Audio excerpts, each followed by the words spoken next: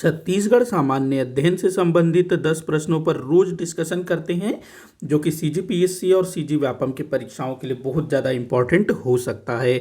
सीधे हम लोग क्वेश्चंस पर चलते हैं। तो आज का पहला क्वेश्चन है, S.C. रॉय द्वारा छत्तीसगढ़ के जनजातियों पर लिखी गई पुस्तक है। तो S.C. रॉय कोई मतलब मानव विज्ञान शास्त्री रहा होगा, मतलब कि आदिवासियों पर रिसर्च करने वाला। तो इनके द्वारा कोई पुस्तक लिखा गया है हमारे छत्तीसगढ़ के जनजातियों के ऊपर। तो वह पुस्तक कौन सी है ये आपको बताना है। तो आप लोग जो है अपना आंसर नीचे कमेंट बॉक्स में बता सकते हैं, या फिर अलग से किसी कागज पेपर में भी आंसर बता सकते हैं। मेरे आंसर बताने के पहले आपको अपना आंसर बताना है। तो देखिएगा, इसका आंसर होगा द बिरहोर। द बिरहोर ये जो है S.C. रॉय द्वारा लिखी गई थी, S.C. रॉय। बाकी जो है ना, the Baigas, the Gaur, the Agaria, ये तीनों जो पुस्तकें हैं ये वेरियर एल्विन ने लिखी है। ये भी काफ़ी इंपॉर्टेंट है, वेरियर एल्विन। तो वेरियर एल्विन ने इन सभी किताबों को लिखा है। ऊपर के तीनों को ध्यान रखेंगे, the Baigas, the Gaur, the Agaria, और द बिरहोर को जो है S.C. रॉय ने लिखा है। वेरियर एल्विन की एक और महत्वपूर्ण रचना है Muria and their Ghotul, Muria and their Ghotul, Verrier Elwin की। तो इसका आंसर क्या होगा? द बिरहोर। बढ़ते हैं अगले क्वेश्चन की तरफ। अगला क्वेश्चन दिया हुआ है, छत्तीसगढ़ में 1857 के विद्रोह के संबंध में कौन सा कथन सत्य है? तो 1857 के विद्रोह का हमारे छत्तीसगढ़ में प्रभाव पड़ा था। मतलब इस समय जो सोना खान के जमींदार थे, इसके अलावा सिपाही हनुमान सिंह, उन्होंने जो है विद्रोह किया था। तो देखते हैं भाई कथनों को। तो पहला कथन दिया हुआ है, सोना खान का जमींदार इस विद्रोह का प्रथम शहीद था। जी हाँ, बिल्कुल सही है। सोना खान के जमींदार थे कौन? शहीद वीर नारायण सिंह। दूसरा दिया है, बिलाईगढ़, भटगांव और देवरी के जमींदार विद्रोह में शामिल थे। नहीं, ये लोग जो है ना अंग्रेजों के साथ थे, अंग्रेजों के साथ थे ये लोग। तो ये वाला गलत हो जाएगा। हनुमान सिंह ने 3री रेजिमेंट रायपुर में लेफ्टिनेंट सिडवेल की हत्या की। तो ये बिल्कुल सही है, हनुमान सिंह ने इस अंग्रेज अधिकारी की हत्या की थी। विद्रोह के अपराध में 17 सिपाहियों को मृत्युदंड दिया गया। जी हाँ, जो हनुमान सिंह के जो साथी थे ना, उनको पकड़ लिया गया, 17 सैनिकों को मृत्युदंड दिया गया, लेकिन हनुमान सिंह पकड़े नहीं गए। तो यहाँ पर 1 3 4 यहाँ पर सत्य हैं। 1 3 4 द जो है आपका उत्तर होगा। अगला क्वेश्चन देखते हैं, बलौदाबाजार जिले के सोमनाथ नामक स्थान पर किन नदियों का संगम होता है? बलौदाबाजार जिला, वहाँ पर कोई स्थल है सोमनाथ, वहाँ पर किन नदियों का संगम होता है ये आपको बताना है। तो यहाँ पर जो है शिवनाथ नदी और खारून नदी का संगम होता है। तो कौन सा ऑप्शन सही होगा भाई? सही होगा ना। शिवनाथ और खारून नदियों का संगम होता है सोमनाथ में। एक सोमनाथ तो गुजरात में है, तो हमारे छत्तीसगढ़ में भी एक सोमनाथ है जो बलौदाबाजार में है, जहां पर शिवनाथ और खारून नदियों का संगम होता है।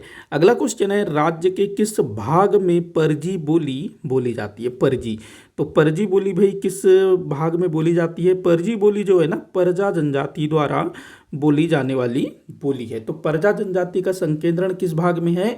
बस्तर क्षेत्र में है, अर्थात दक्षिण इसका उत्तर होगा। बढ़ते हैं अगले क्वेश्चन की तरफ। तो अगला क्वेश्चन दिया हुआ है, शिल्पग्राम कहाँ स्थापित है? शिल्पग्राम, ये वाला क्वेश्चन शायद मैंने पूछा था पहले भी। तो शिल्पग्राम कहाँ पर है भाई? कोंडागांव जिले में है शिल्पग्राम। वहाँ पर जो है ना अलग अलग जो धातु शिल्प के लिए जाना जाता है कोंडागांव, और वहीं से एक प्रसिद्ध धातु शिल्पकार थे जयदेव बघेल, जिनकी मृत्यु हो चुकी है, तो वो काफ़ी फेमस हुए थे। तो धातु शिल्प कला के लिए फेमस है कोंडागांव, इसी कारण वहाँ पर जो है ना शिल्पग्राम स्थापित किया गया है। मतलब कि क्या कहते हैं, धातु कला को काफ़ी ज़्यादा प्रोत्साहित करने के लिए। अगला क्वेश्चन देखते हैं, भांड देउल मंदिर कहाँ स्थित है? भांड देउल मंदिर, ये जो भांड देउल मंदिर है ना, ये स्थित है भाई आरंग में। आरंग में स्थित है, लेकिन यहाँ आरंग दिया नहीं है। आरंग किस जिले के अंतर्गत आता है? रायपुर जिले के अंतर्गत। तो इसका आंसर होगा रायपुर। तो भांड देउल मंदिर जो है रायपुर जिले के आरंग में स्थित है। अगला क्वेश्चन है, राष्ट्रीय राजमार्ग क्रमांक 30 किस स्थान से नहीं गुजरता है? राष्ट्रीय राजमार्ग क्रमांक 30, तो देखो राष्ट्रीय राजमार्ग क्रमांक 30 ये जो है ना, अगर मैं मोटा मोटी बताऊं तो हमारे छत्तीसगढ़ राज्य के जगदलपुर को रायपुर से जोड़ता है, या कहें हम लोग बस्तर क्षेत्र को रायपुर से जोड़ने का काम करता है नेशनल हाईवे नंबर 30। राष्ट्रीय राजमार्ग क्रमांक 30। तो ये अगर हम लोग देखें तो बस्तर, जो बस्तर जिला है या जो बस्तर, जो मेन जो बस्तर है ना, जो बस्तर ग्राम है, वो इसी राष्ट्रीय राजमार्ग क्रमांक 30 में है। कोंडागांव सिटी भी इसी राष्ट्रीय राजमार्ग क्रमांक 30 में है। कांकेर भी राष्ट्रीय राजमार्ग क्रमांक 30 में स्थित है। लेकिन नारायणपुर जो है ये अलग हो जाता है। अगर हम नक्शा में देखें ना तो कुछ इस तरह से ये हो गया अपना रायपुर, यहाँ हो गया जगदलपुर। तो ये ऐसे जाएगा रायपुर से भाटापारा, धमतरी होते हुए कुरुद, चारामा, कांकेर, केसकाल, कोंडागांव, उसके बाद बस्तर, जगदलपुर होते हुए ये सुकमा, कोंटा चला जाएगा। और नारायणपुर इधर कहीं है, कोंडागांव से ऐसे सड़क गया हुआ है। तो नारायणपुर जो है इस मार्ग में नहीं है, ध्यान रखना। अगर मैं इस सड़क की बात करूँ ना तो ये उत्तराखंड से शुरू होता है, उत्तराखंड के सितारगंज से शुरू होता है। ध्यान रखना, उत्तराखंड के सितारगंज से शुरू होता है, जो कि पीलीभीत, बरेली, सीतारपुर, एक बार फिर से बोलता हूँ, उत्तराखंड के सितारगंज से शुरू होता है। पीलीभीत, बरेली, सीतापुर, लखनऊ, रायबरेली, उसके बाद प्रयाग, जबलपुर, मंडला होते हुए ये जो है रायपुर, जगदलपुर, उसके बाद रायपुर, जगदलपुर, सुकमा, और आगे चल करके ये भद्राचलम जाता है। भद्राचलम, इब्राहिमपट्टनम जो कि आंध्र प्रदेश में, वहाँ इसकी जो है आखिरी डेस्टिनी होती है। तो ये सितारगंज से इब्राहिमपट्टनम तक है यह सड़क, ध्यान रखेंगे। रायपुर भी इसी में स्थित है। बढ़ते हैं अगले क्वेश्चन की तरफ। इसका आंसर क्या होगा? नारायणपुर। अगला क्वेश्चन है, चीनी यात्री वेनसोंग ने अपनी यात्रा वृत्तांत में इस क्षेत्र का उल्लेख किस नाम से किया है? चीनी यात्री वेनसोंग, भाई ये जो है ना पांडुवंशीय शासक महाशिवगुप्त बालार्जुन के समय में छत्तीसगढ़ आया था, सिरपुर में रहा था काफ़ी दिनों तक। तो इसने जो है छत्तीसगढ़ के बारे में क्या उल्लेख किया, मतलब छत्तीसगढ़ को क्या बोला है? तो देखिएगा, इसने उस समय ना जब ये छत्तीसगढ़ की यात्रा पर आया तो छत्तीसगढ़ को उस समय कोसल कहा जाता था, कोसल। लेकिन इसने कोसल नहीं लिखा है, इसने क्या लिखा है कि किया सलो, या फिर कुछ पुस्तकों में ना ये मिलता है कि ओस लो,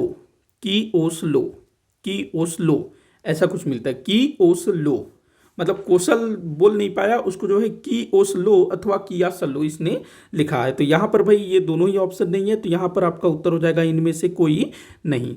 बढ़ते हैं अगले क्वेश्चन की तरफ। सोहारी क्या है? सोहारी, तो भाई सोहारी जो है ना पकवान को कहा जाता है, मतलब एक प्रकार का पकवान है, पूरी को ही जो है सोहारी कहा जाता है।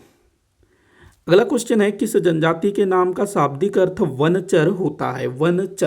वनचर मतलब वन में चरने वाला, जंगल में फिरने वाला। तो किस जनजाति के नाम का शाब्दिक अर्थ होता है वनचर? बिरहोर। देखो, बीर का मतलब होता है वन, होर का मतलब होता है चर, मतलब कि जंगल का मनुष्य। तो ध्यान रखना इसको। इसी के साथ आज का ये वीडियो यहीं पर समाप्त होता है। आप लोग कमेंट बॉक्स में बताइएगा आपसे कितने क्वेश्चन सॉल्व हुए। किसी भी क्वेश्चन में कोई भी डाउट हो तो जरूर बताइएगा। वीडियो को जितना हो सके उतना आप शेयर करिएगा, लाइक करिएगा, चैनल को सब्सक्राइब करिएगा। वीडियो को आखिर तक देखने के लिए बहुत बहुत धन्यवाद।